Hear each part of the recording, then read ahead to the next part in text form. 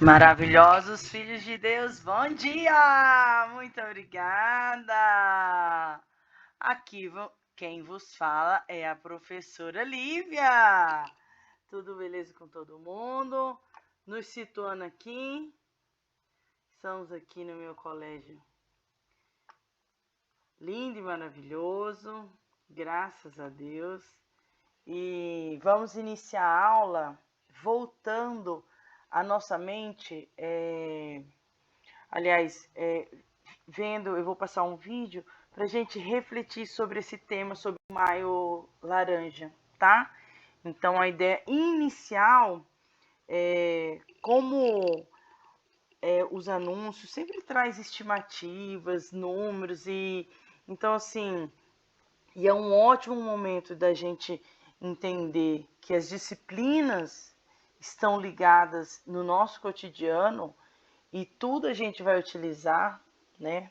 Tudo a gente pode utilizar para ajudar, para apresentar, para provar. Então, eu quero iniciar com esse vídeo, tá bom? Muito obrigada.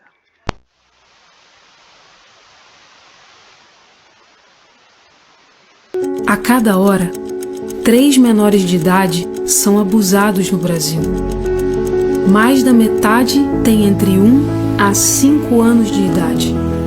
Este índice é de 2018, o maior já registrado na nossa história.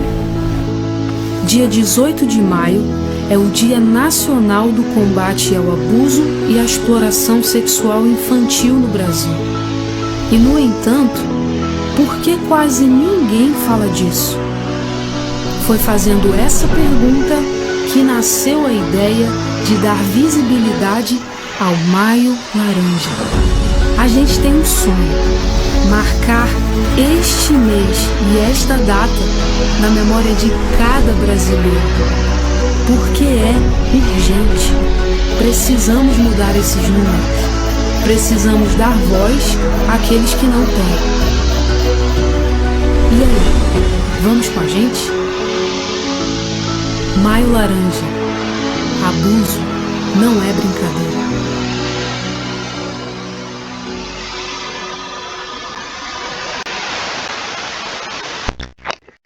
Então, pessoal, isso é super sério, né? Então, vamos ver se ele volta aqui, só para vocês terem... Só para a gente... A cada hora, 3 menores de idade são... Gente, isso é muito sério. Em 1 hora, 3 menores de idade. Agora eu estou fazendo a gravação, são 9 horas. Do dia de hoje já se passaram 9 horas. 9 vezes 3, porque são 3 crianças que são abusadas, menores, a cada hora. Então, se o dia iniciou a 0, é o dia de hoje, então já se passaram 9 horas do dia de hoje. Então, 9 horas, quando vocês vão estar assistindo isso aqui, serão 10. 10 vezes 3, 30 crianças só no dia de hoje já foi abusada.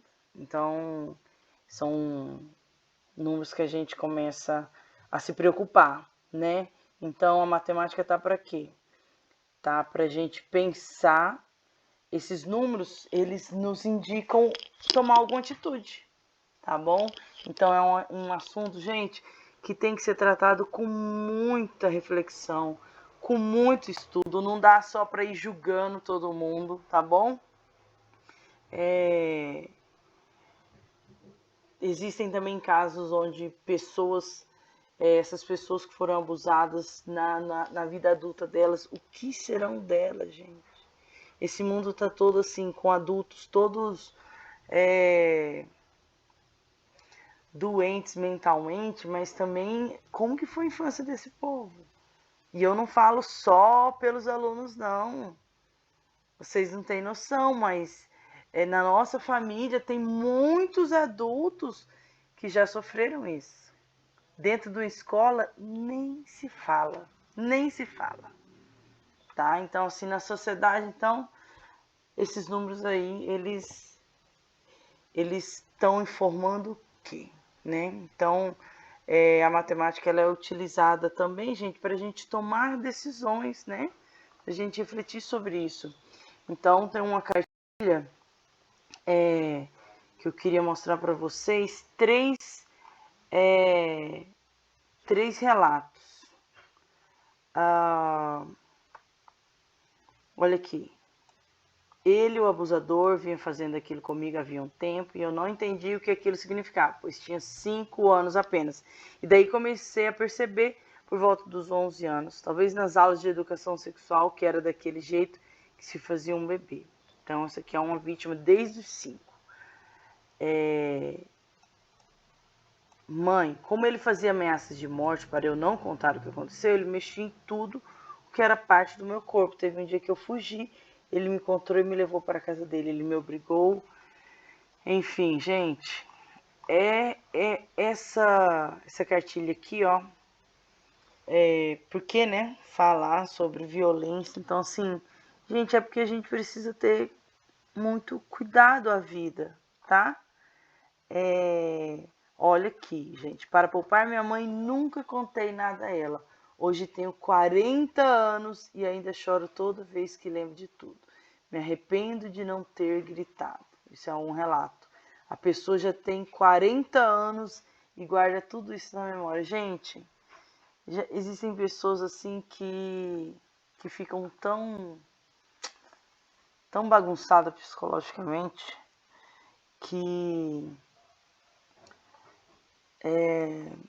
olha que fingi esquecer o que houve. Ele também nunca mais tocou no assunto e nem tentou reprimir-se a memória durante anos. Hoje, 15 anos depois, me arrependo amargamente de não ter contado a ninguém. E quando a gente não conta, gente, a gente vai interiorizando. Isso futuramente vai somatizando. Isso vai virar uma doença. Às vezes até mesmo, olha aqui, o rostinho tem diferença até na postura, tá? Na expressão facial de uma criança vítima de abuso. Tem um outro relato aqui de uma criança. Aqui.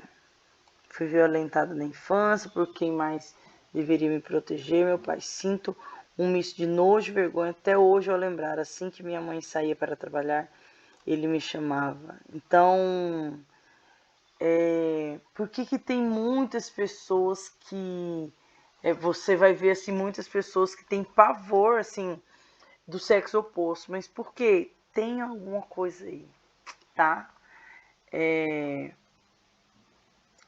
Aqui, olha, aos 5 anos me tornei vítima do meu avô materno. Os abusos aconteciam dentro de casa, enquanto minha avó estava envolvida com os afazeres domésticos. Ele me acariciava. Enfim, gente, são é um assunto tão delicado, tão delicado, tão delicado, que que às vezes assim nós como, pelo menos eu falo por mim como professora,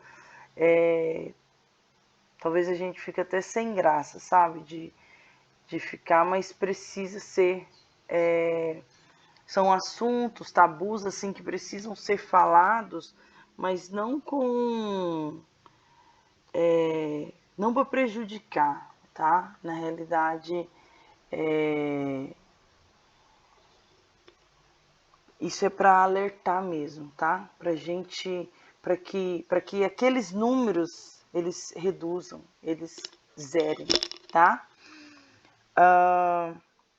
Olha aqui, depois de 3 anos sendo abusada, aos 11 anos criei coragem de contar o abuso ao meu pai.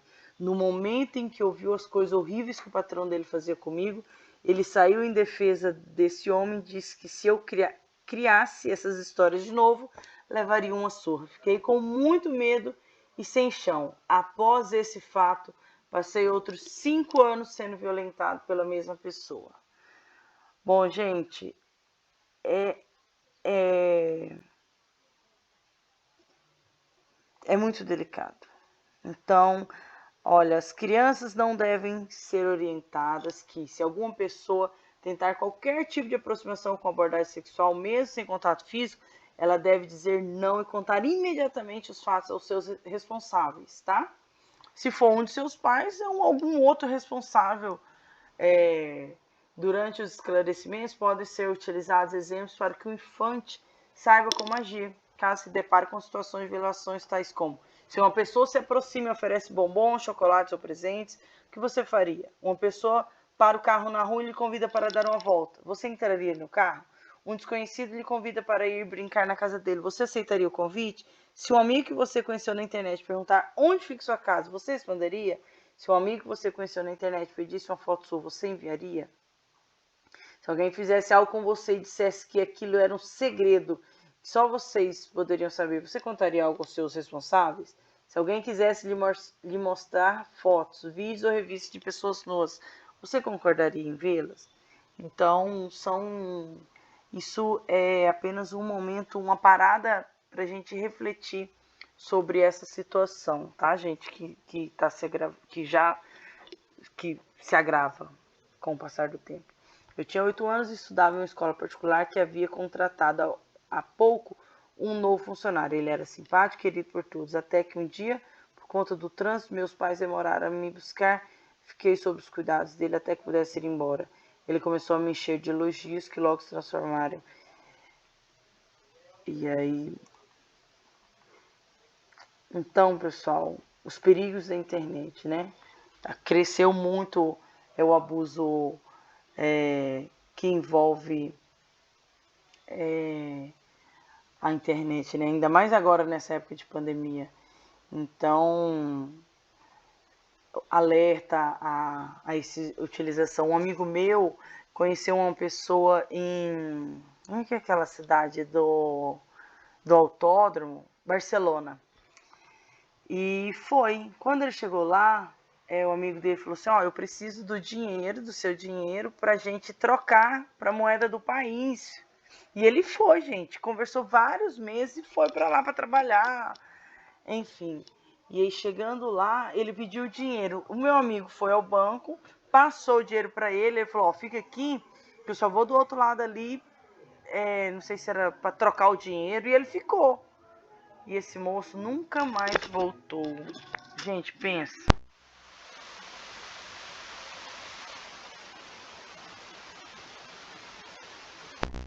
Pensa que situação delicada. Então aí esse meu amigo ficou lá em Barcelona, esperou por várias horas e como essa pessoa não voltou, então ele ficou desesperado. Pensa você num outro país e agora sem nada. Então aí ele encontrou um brasileiro lá e conseguiu ligar aqui para Santa Helena, para os seus familiares, e aí trouxeram ele de volta. Mas, gente, que situação. Olha aqui. Ele me adicionou no Facebook, eu admirava ele, fui tentar falar isso como forma de admiração. Foi quando a conversa teve outro caminho. As perguntas não eram mais sobre a escola, eram outros, como você já namorou, tananana. Então, pessoal, como o pessoal tá tudo conectado, então precisamos estar atentos, tanto os pais, né? E não repreender também quem está usando a tecnologia, né? Conversar, gente, tudo é conversar com amor. Então, quando for conversar com os pais que estiverem assistindo aí, quando for conversar com as suas crianças, falar assim: olha, eu te amo tanto, tanto, tanto, que eu preciso me certificar de que ninguém vai mexer com você nessas redes sociais, tá? Então aí aqui, ó, descrição das principais modalidades virtuais de abuso e exploração sexual. Práticas: sexting, palavra originada da união de duas palavras em inglês, sex com texting, né? Então seria essa violência, esse abuso que envolve palavras pela internet, tá? Ó, mensagens de texto eróticas ou convites. Tem sexting, consiste na troca de mensagens em serviços de conversa instantânea. Então, por conversa, por áudio, tá? Cyberstalking, slut, grooming. Então, assim, vários nomes, né? Para identificar esse abuso. Então, gente, sinais de alerta apresentados por crianças e adolescentes abusados. Você já pensou sobre isso? As vítimas de violência sexual juvenil normalmente apresentam algumas alterações de comportamento que podem aparecer de forma isolada ou conjunta, variando de acordo com a idade. Características do núcleo familiar, tipo de violência que foi exposta e a maneira como a realidade da criança, adolescente se transforma após a prática da violência. Gente, a vida, o psique, né, dessa criança, desse adolescente na fase adulta, ele não é o mesmo, né? A não ser com bastante terapia, que pode amenizar um pouco esses impactos. Mas, foi abusado diversas vezes quando criança, por pior que seja dizer isso, comecei a achar que se tratava de algo natural. Não é natural, viu, gente? Cheguei a pensar que era uma maneira de me tornar mulher. O abuso que mais me marcou aconteceu aos 9 anos. Meu vizinho me violentou. Olha que coisa delicada, gente. Algumas crianças e adolescentes, porém, podem não apresentar nenhum sinal físico ou psicológico indicativo do abuso. Existem ainda situações em que as mudanças de comportamento dos jovens é motivado por outras questões não relacionadas à violência sexual. Os responsáveis devem ficar atentos até mesmo às pequenas mudanças repentinas de comportamento dos infantes, pois cada vítima de violência sexual poderá reagir de uma forma diferente. Devem ser observados, por exemplo, a presença de um ou mais dos seguintes sinais: mudanças bruscas de comportamento, deixa de demonstrar carinho, sendo que antes era carinhoso, fica agitado, mas antes era calmo, age com agressividade constante, quando anteriormente era afável, meigo dentre os outros, irritabilidade ou agressividade excessiva, comportamento arredio, desejando ficar sempre sozinho pelos cantos. Por vezes a reação é exatamente contrária, quando a criança tem receio de ficar sozinha, mas antes reagia bem a essa situação. A inversão do hábito de dormir só ou acompanhado é outro, por exemplo. Permanece tenso, ansioso, assustado, como se estivesse sempre em estado de alerta, porque a pessoa fica com medo, né? Então,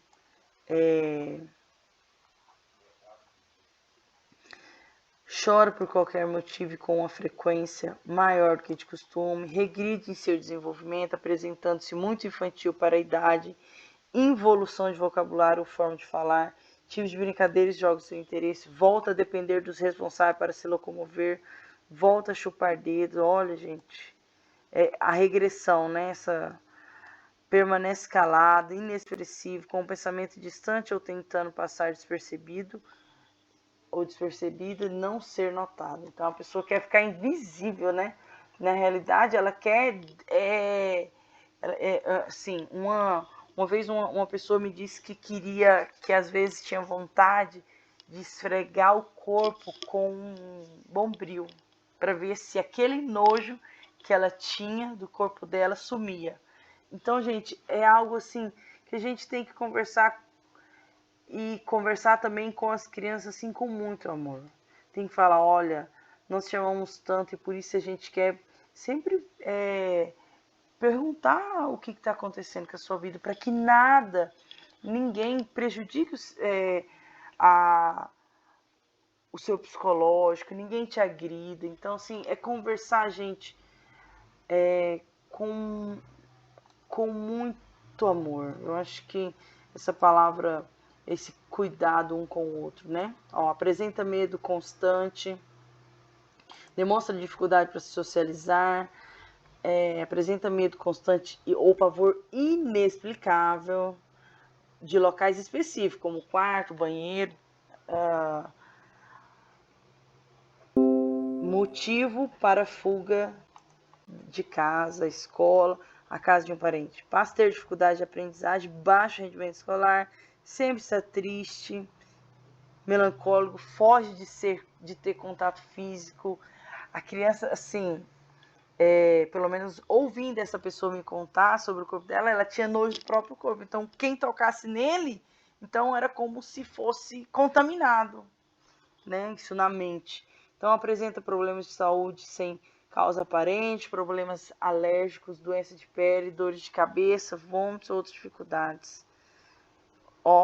Que na verdade possuem causa emocional, doenças psicossomáticas.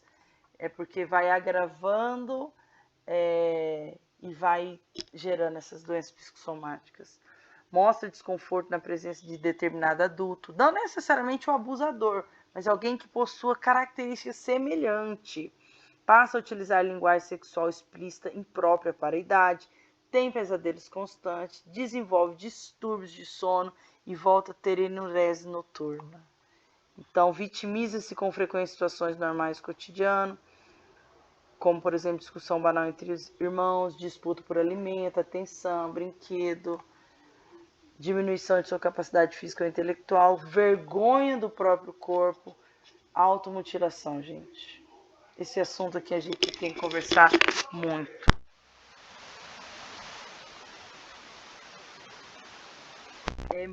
São muitos adolescentes que fazem isso com o próprio corpo.